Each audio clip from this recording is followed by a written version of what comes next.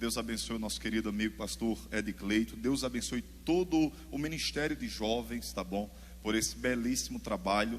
A minha oração é que Deus continue fazendo prosperar, dando crescimento, e que muitos e muitos jovens sejam alcançados através das suas vidas. Amém ou não?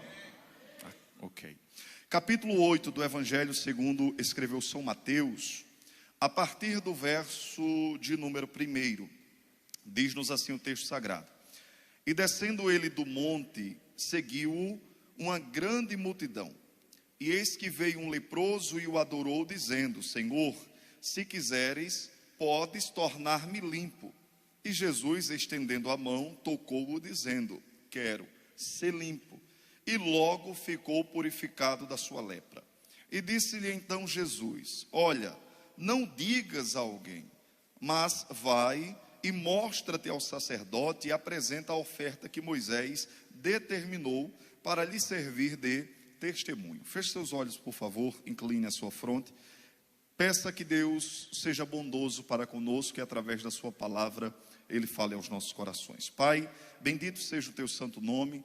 Rendemos-te graças, ó Senhor, pelo teu cuidado, pela tua bondade, pela tua misericórdia, e pedimos, ó Deus, que o Senhor ilumine a nossa mente, que toda venda, que toda obscuridade, que tudo aquilo que atrapalha, que nesta noite possa de fato cair por terra, e que haja direcionamento, e que o Senhor possa produzir vida nos nossos corações. É assim que oramos e te agradecemos, e você diz amém.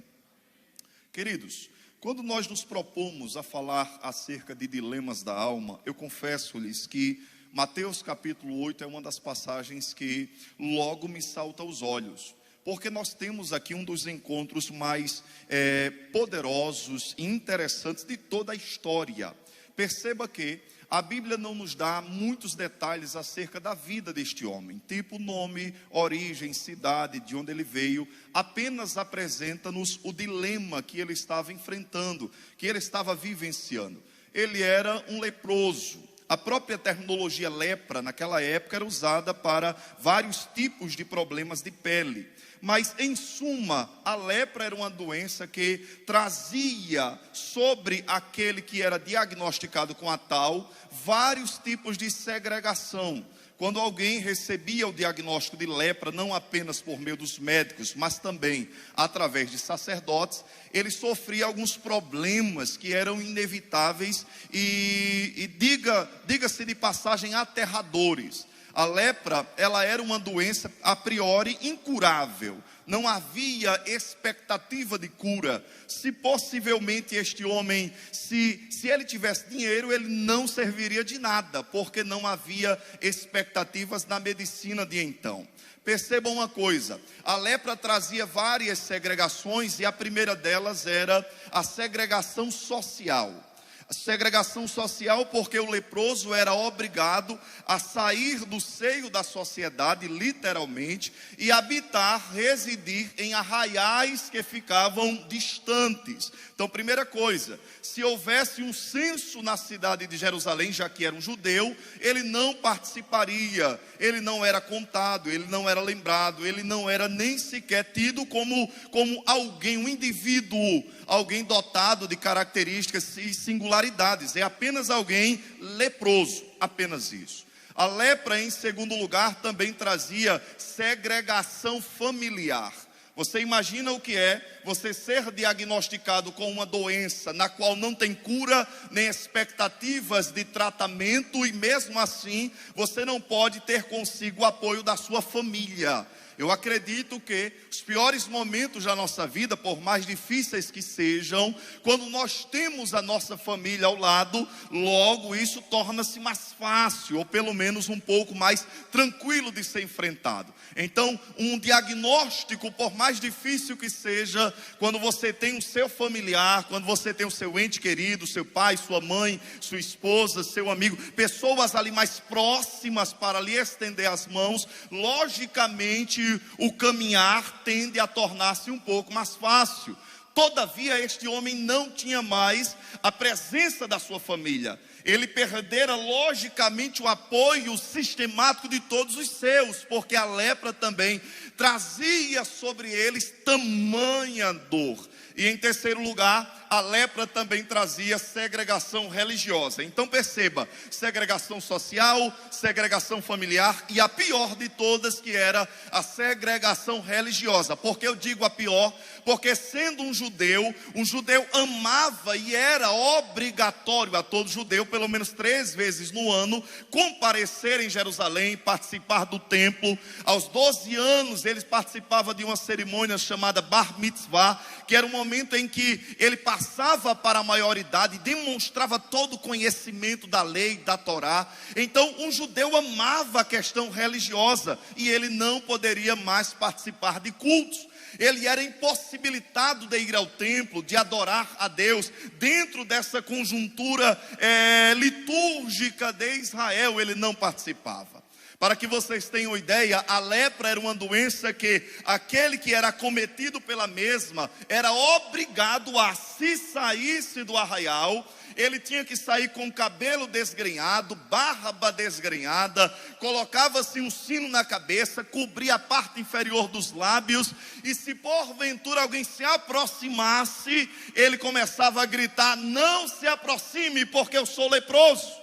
Ele praticava essa autossabotagem de maneira coercitiva, obrigatória. Ele não poderia. Lembre-se que um dia Jesus foi surpreendido por 10 leprosos. E a Bíblia diz que de longe eles gritaram e eles disseram: Senhor, ajude-nos, tem misericórdia. E Jesus disse-lhes uma palavra e enquanto eles caminhavam, eles foram curados. Então o leproso, ele sofria tudo isso que nós estamos delineando aqui: segregações, dores, angústia, separação. Literalmente era escanteado, vilipendiado, tratado como pária da sociedade, valor nenhum, lembrança nenhuma, era apenas um objeto. Nós temos aqui literalmente uma das cenas mais terríveis da objetificação da pessoa. É a pessoa que perde essas características de singularidade e passa a ser tratado como se fosse apenas um objeto, algo que é descartável, algo que, se não alcançar o meu padrão, ele literalmente pode ser colocado em uma lata de lixo e perdeu todo o valor e toda a sua utilidade. Agora eu quero que vocês imaginem e pensem comigo como seria traumático cada tipo de segregação que foi apresentada aqui. Imagina as dores, as angústias, imagine as feridas, imagine os traumas, imagine como esse homem vivia. E logicamente, ao praticar cada ato, ao separar, ao perder, ao abrir mão, a sua alma era dilacerada. Angústias atrozes era o que marcava a vida desse homem. Traumas e feridas e dores e, enfim, tudo isso era algo marcante na vida dele em decorrência daquela enfermidade. Logicamente, o nosso contexto é outro. Todavia, nós também enfrentamos ao longo da nossa caminhada circunstâncias das quais nos marcam, situações que causam dores. Se fôssemos abrir oportunidades para que você abrisse o seu coração e trouxesse um pouco de por onde você veio, com certeza você iria apresentar momentos da sua vida que foram marcantes, situações que você perdeu, circunstâncias que lhe feriram e feriram de maneira terrível, situações que de fato marcaram negativamente a sua existência, das quais você vivenciou e hoje você está aqui. O que é maravilhoso é que a sua posição e a minha posição nesse sentido em nada difere daquele homem, porque embora ele não soubesse como lidar, ele sabia a quem recorrer. Embora ele não soubesse como resolver o problema, ele está literalmente diante daquele que pode resolver problemas. Embora ele não tivesse em si, nem sequer na medicina de então, expectativa de mudança, ele estava diante daquele que é Senhor dos senhores, mas ele também é médico dos médicos e ele sabe restaurar a alma.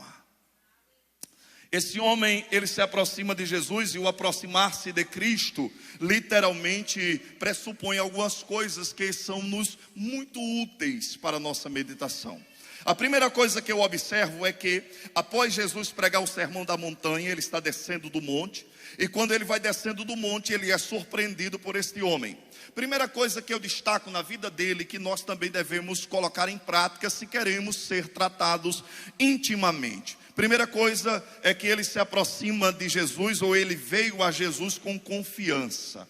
Olha o que diz o verso 2: e eis que veio, apenas isso. Ele não nos dá detalhes, ele não prepara o ambiente, ele simplesmente diz que ele veio. O vir à presença de Jesus poderia ser um detalhe tão óbvio, tão comum, tão corriqueiro, ou sem nenhuma importância, mas haja vista o ambiente em que ele está, o aproximar-se de Jesus pressupõe uma confiança gigantesca.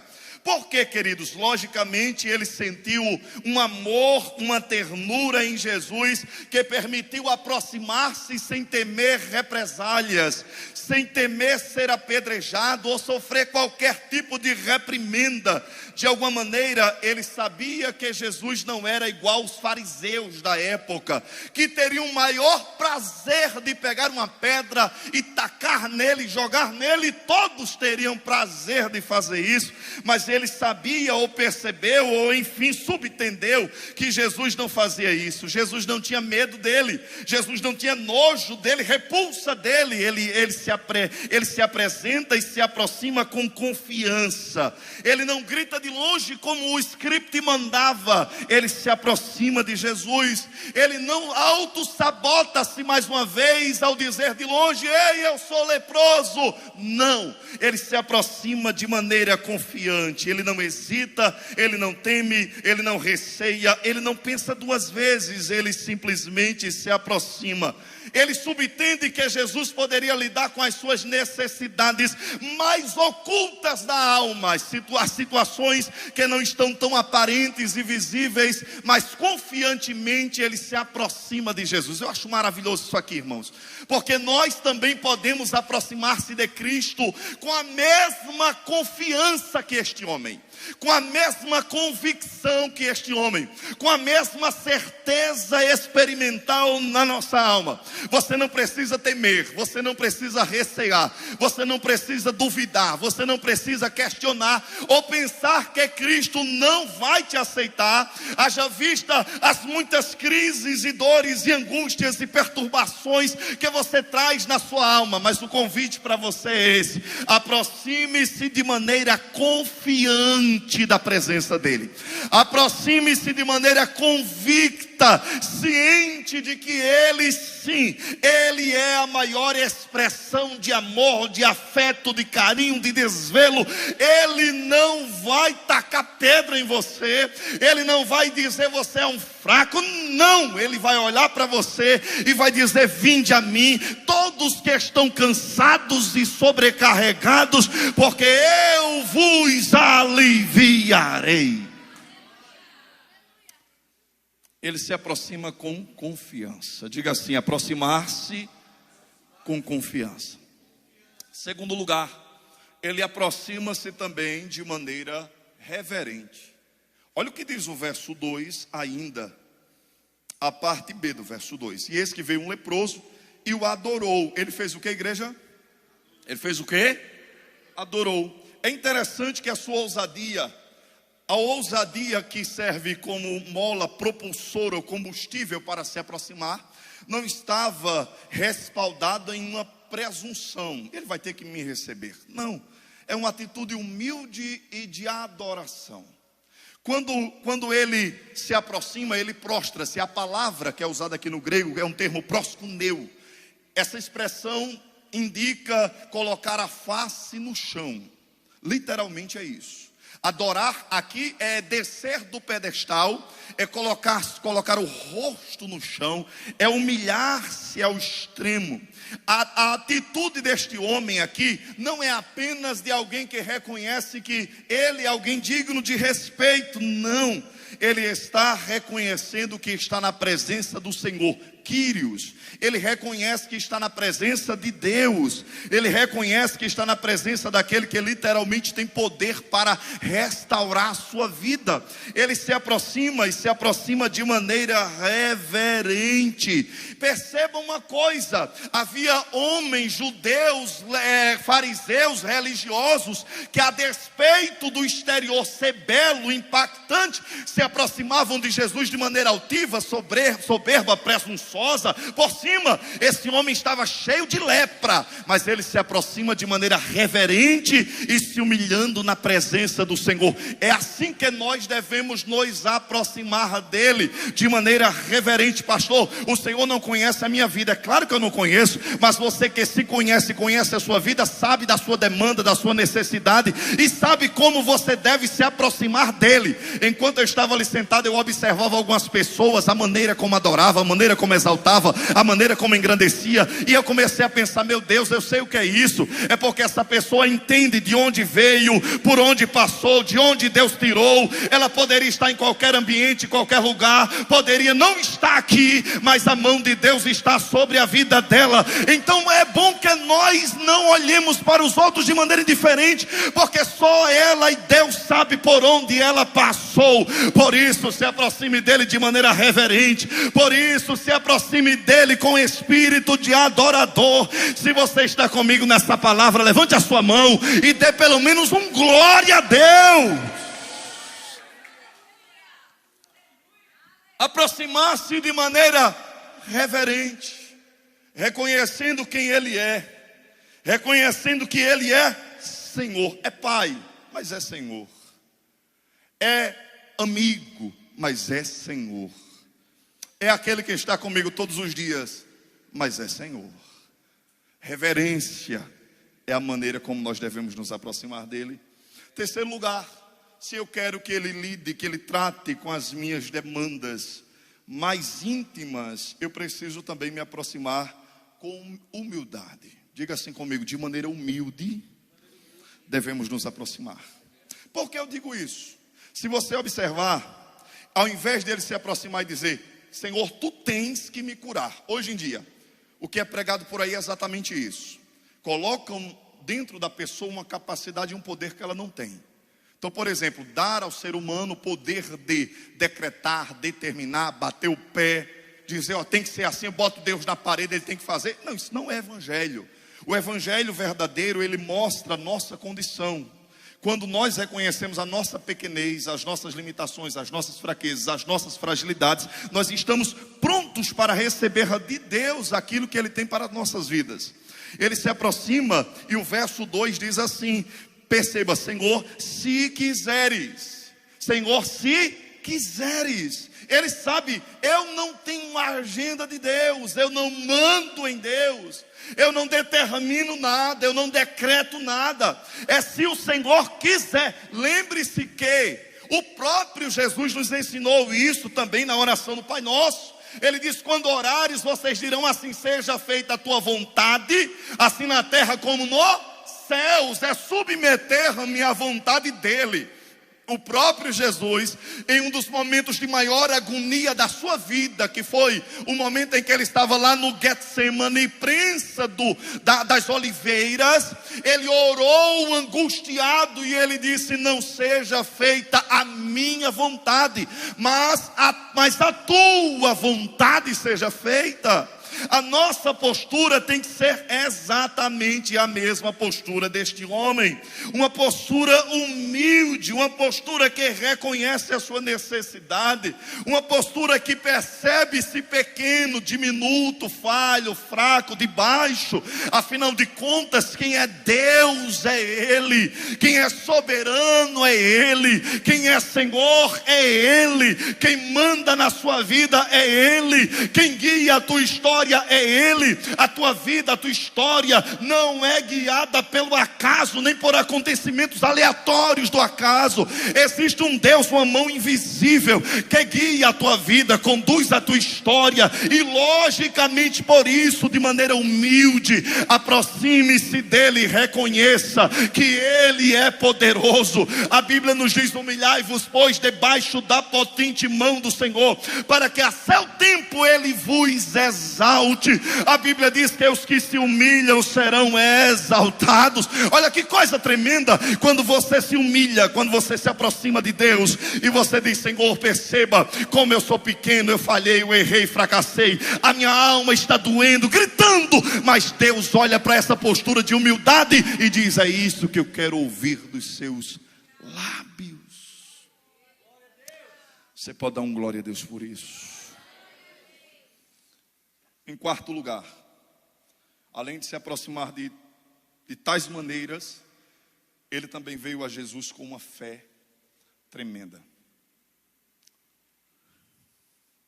Olha o que ele diz: se tu quiseres, tu podes tornar-me limpo. A fé desse homem, irmãos, é algo impressionante.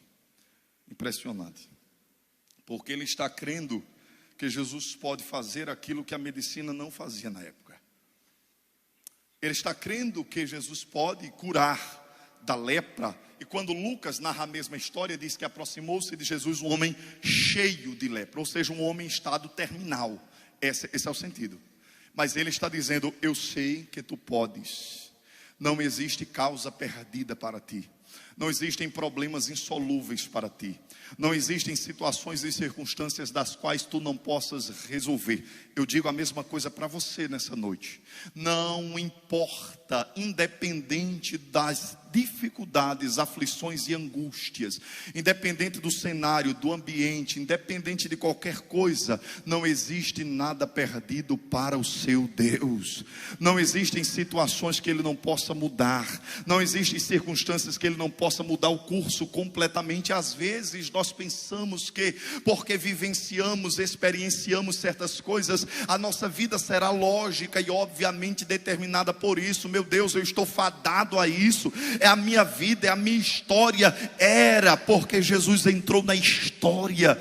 Ele pode mudar, Ele pode restaurar, Ele pode fazer de você um instrumento poderoso nas mãos dEle.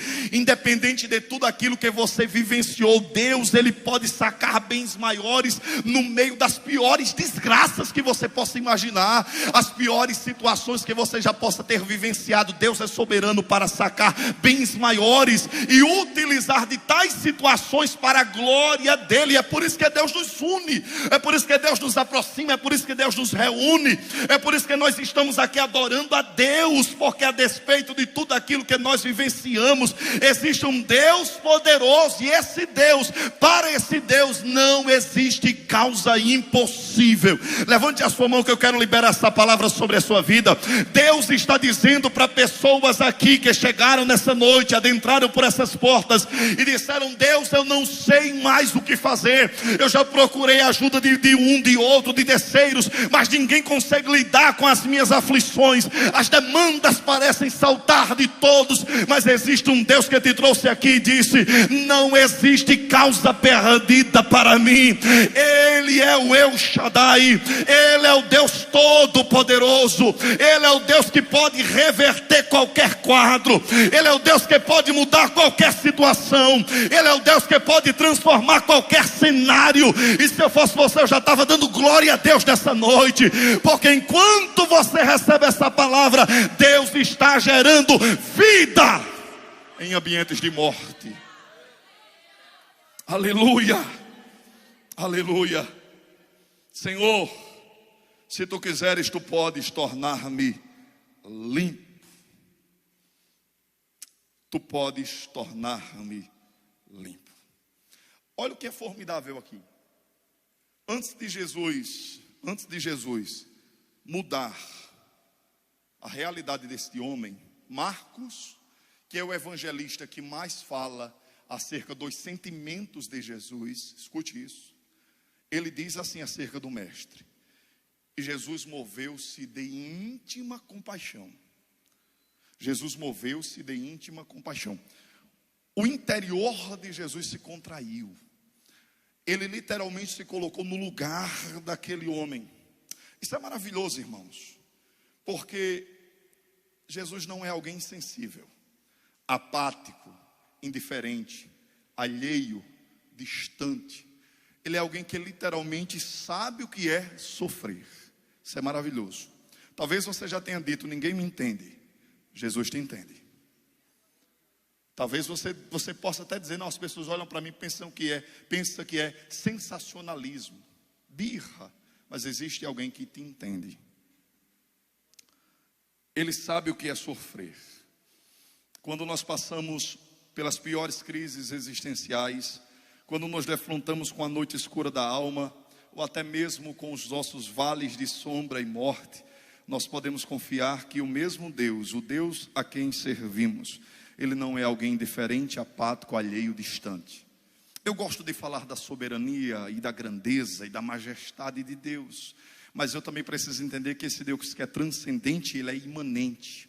Esse Deus que é grande está no trono. Ele também veio aqui, tomou a forma de homem. E como homem, a Bíblia diz lá em Isaías que Ele era chamado homem de dores. Homem de dores. Jesus Cristo, Ele chorou. Você chora? Ele já chorou também. Você foi desprezado? Ele sabe o que é ser desprezado. Você já foi tratado com indiferença em alguns lugares, não foi aceito, benquisto, querido, até mesmo entre os seus. Jesus disse: o profeta não tem honra na sua própria casa.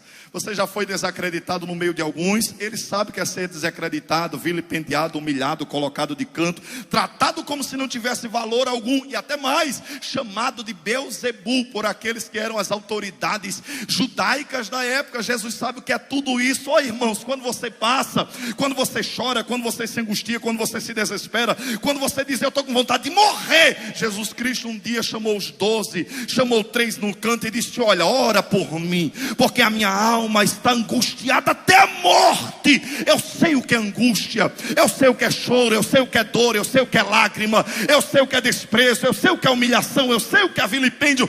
Ele sabe o que é tudo isso. Então entenda uma coisa em nome de Jesus: eu não quero te apresentar apenas um Deus que está lá sentado no trono e que apenas com uma palavra Ele rege tudo. Isso é verdade. Mas eu quero te apresentar um Deus que condescendeu, desceu ao nosso nível, andou no meio de nós. É o Emanuel, Deus conosco. Sentiu as nossas dores, chorou as nossas lágrimas, sofreu os nossos sofrimentos, e por isso Ele pode te socorrer nessa noite. Você acredita nessa palavra? Independente das situações que você enfrente, esteja enfrentando ou vai enfrentar ainda, eu te apresento Jesus Cristo, que coloca o seu coração na nossa dor, que coloca o seu coração na nossa angústia, que percebe, entende, perscruta, esquadrinha, discerne. Ele é o Deus que diz: eu sei o que é isso, e por isso eu posso te socorrer nas piores mazelas da tua vida. O que disse Davi, nós podemos dizer em alto e bom som: ainda que eu ande pelo vale da sombra e da morte, eu não temerei mal algum, porque tu estás comigo, a tua vara e o teu cajado me consolam. Então, em nome de Jesus, receba a graça de Deus nessa noite. E tem mais, foi Ele que disse: escute, eis que eu estarei com você todos os dias, até a consumação dos séculos. Quarto fechado, noite escura, noite de dor e angústias atrozes. Jesus está do seu lado e diz: eu te conheço, estou contigo, não te abandono, jamais te abandonarei. Eu estou ao seu lado, eu estou ao seu lado, eu estou ao seu lado. Jesus primeiro condoeu-se. Jesus não era um curandeiro mecânico, frio, que cura só por curar. Antes Ele se coloca no lugar da pessoa. E em seguida a Bíblia diz que Ele estende as mãos e toca, verso 3. Olha que coisa, parece ser tão simples isso, mas não é. E Jesus, estendendo as mãos, tocou. Vocês sabem que logicamente ninguém poderia tocar, nem se aproximar. Mas Jesus toca. Todas as pessoas teriam prazer de, ao aproximar-se um leproso, dar um passo para trás. Jesus, ao invés de distanciar-se, ele se aproxima, estende as mãos e toca. Ao tocar no leproso, a lepra não pega em Jesus, mas o que está em Jesus gera vida naquele que está leproso. O toque de Jesus traça relacionamento, aproxima, mostra que Jesus trata-o de maneira individualizada. Isso é maravilhoso. Jesus não nos vê como se fosse uma massa informe. Ele nos vê como indivíduos, pessoas, seres que são únicos. Ele nos fez com essas singularidades e por isso ele faz questão de tocar. O toque de Jesus quebra paradigmas, o toque de Jesus traz vida, o toque de Jesus restaura a alma, o toque de Jesus faz com que aquele homem que nunca mais havia sido tocado, aquele homem que o distanciamento era uma marca na sua vida, literalmente o não ser, persona não grata, pessoa não agradável em qualquer lugar que chegasse, mas naquele dia Jesus estendeu as mãos, tocou, afagou, abraçou, trouxe para perto e disse: eu te trato como pessoa. Eu te trato como indivíduo, eu te trato como alguém que tem características e singularidades das quais eu valorizo. Ele precisava daquele toque. Diga assim comigo: mas todos nós, diga bem forte, mas todos nós também precisamos do toque de Deus. Escute uma coisa: quando você olha o livro do Gênesis, Deus criando todas as coisas, a Bíblia diz que ele o faz apenas com o poder da sua palavra. Ele disse: haja, e ouve. Ele apenas verbaliza e ele traz a existência. É assim que a Bíblia apresenta-nos. Todavia, quando você observa Deus criando o homem, em Gênesis 2:7, a Bíblia ali usa um termo hebraico que é traduzido como formou. A palavra formou traz o sentido, é a mesma expressão dentro de um cenário de um oleiro. Ele está dizendo que Deus colocou a mão no barro, em uma linguagem dando forma humana a Deus. Deus coloca a mão no barro. E desde então existem necessidades existenciais na alma do homem que não podem ser resolucionadas com quaisquer coisas senão com o toque de Deus. Existem carências, existem necessidades, existem ausências, existem coisas que às vezes nós queremos preencher com tanta coisa. Queremos preencher com pessoas e não conseguimos. Queremos preencher com instituições e não satisfaz. Não, mas é porque eu sou solteiro, vou casar. Casa e não preenche. Não, eu sei, é porque eu não tenho um bom emprego, arrumo um emprego e não preenche. Não é porque eu não tenho carro, não tenho casa, compra, vende, troca e não preenche, porque existem necessidades, carências existenciais do toque. Pasmem, não era só o leproso que precisava ser tocado, eu e você também precisamos ser tocados.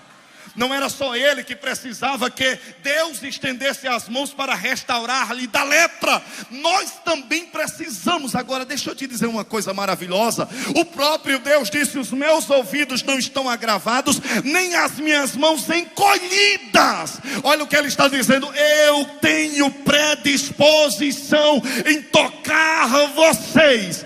Entenda uma coisa em nome de Jesus: ele quer tratar-te de maneira individualizada.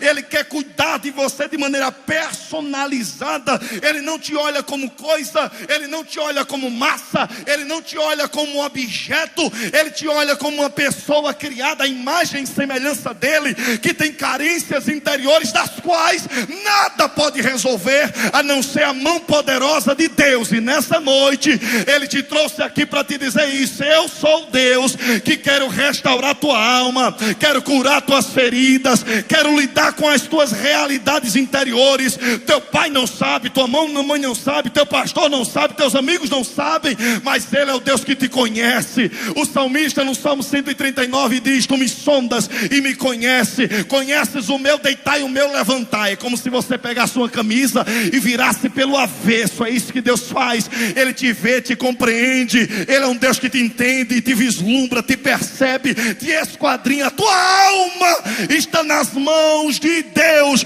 Por isso, em nome de Jesus, receba o toque de Deus aí onde você está. Receba o toque de Deus aí onde você está. E enquanto a mão dele está estendida sobre você, ele traz vida à tua vida. Aleluia. Aleluia. Aleluia. Havia um teólogo do século IV chamado Agostinho de Hipona. Ele disse uma frase que eu acho formidável. Ele disse: Senhor, fizeste-nos para ti, e o nosso coração anda inquieto enquanto não descansa em ti. Fizeste-nos para ti, e o nosso coração estará inquieto enquanto não descansar em ti. Ele quer restaurar-te completamente. Logo após, ele disse para esse homem: vá ao sacerdote, apresenta a oferta que Moisés determinou. Quando ele restaura, logicamente ele está devolvendo a esse homem tudo aquilo que a segregação tirou. Sociedade, você é alguém. Família, você recebe de volta. Direito a adorar, você recebe de volta.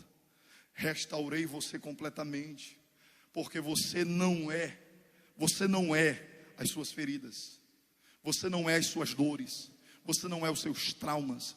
Isso é parte de um todo que é muito maior. E você pode olhar para tais e dizer: não, eu não vou limitar a minha vida a tais realidades. Senhor, muda a minha história, muda a minha vida, muda quem eu sou. Eu e você precisamos colocar-nos nas mãos de Deus com o mesmo desejo desse homem. Eu queria que você ficasse de pé, por favor. Aleluia. Se aproxima de alguém. O Ministério Louvor, se puder, já pode se aproximar. Se aproxima de alguém, pega na mão dessa pessoa. Eu queria que você fechasse seus olhos, porque enquanto eu preparava esse sermão, Deus dizia ao meu coração: nesta noite eu vou tocar em muitas pessoas ali.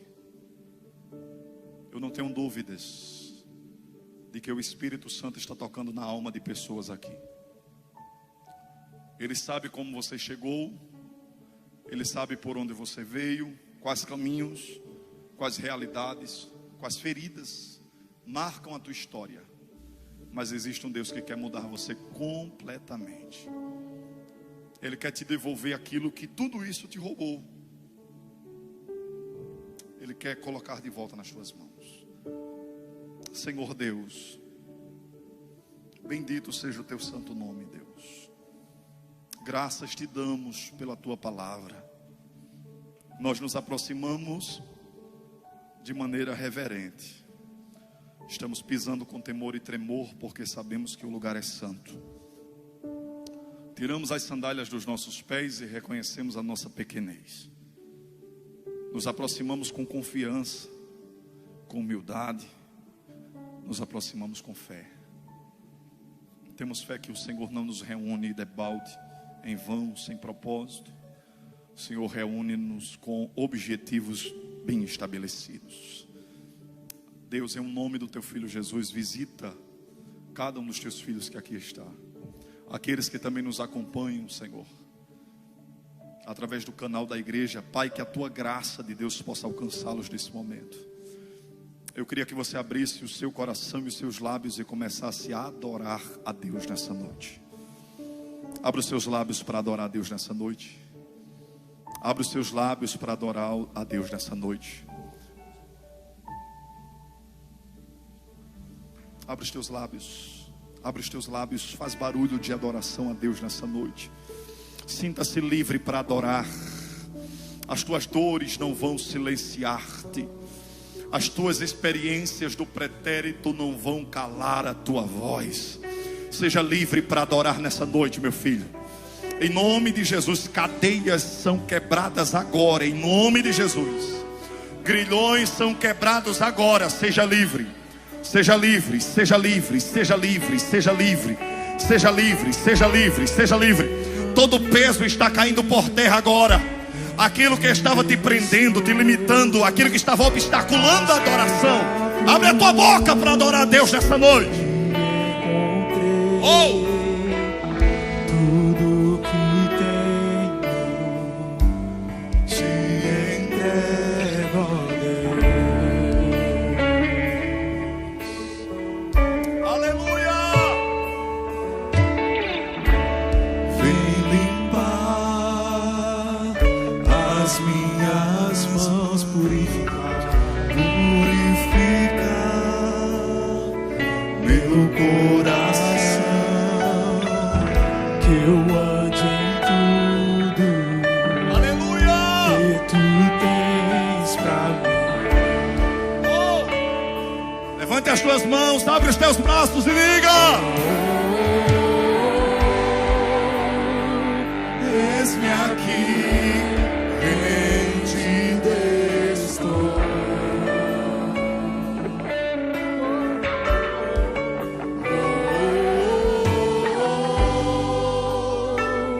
Eu sou teu e tu és meu,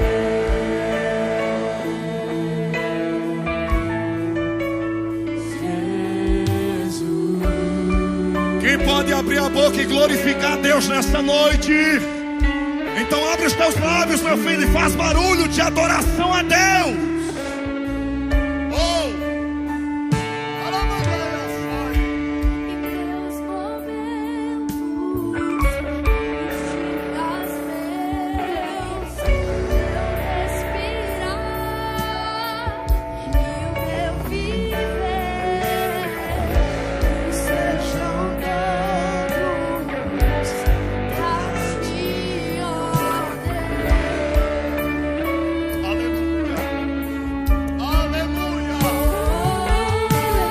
Bem forte, bem forte, bem forte, bem forte.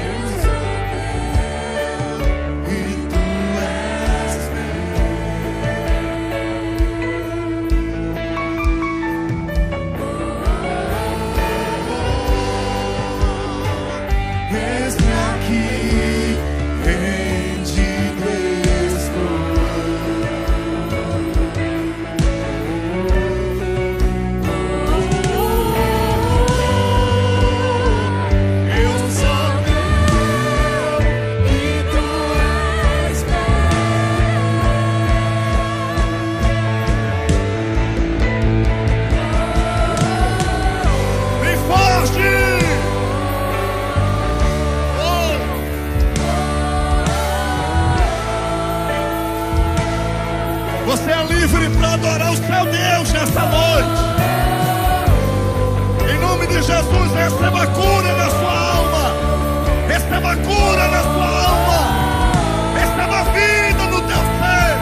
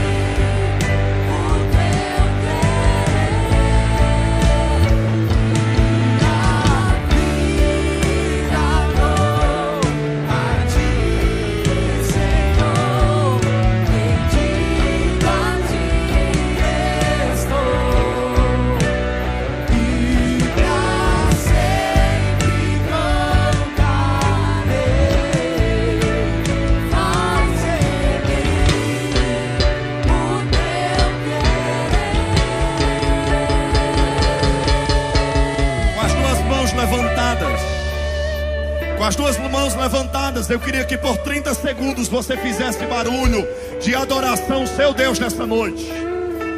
Abre a tua boca por 30 segundos e faz barulho de adoração a Deus nessa noite.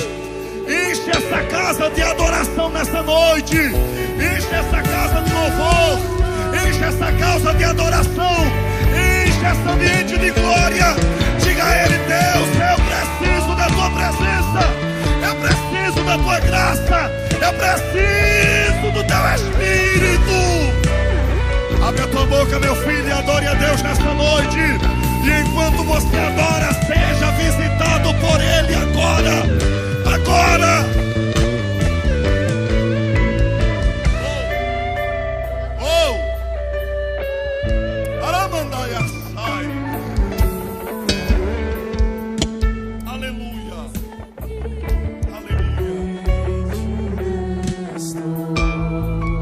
encerrar, diga: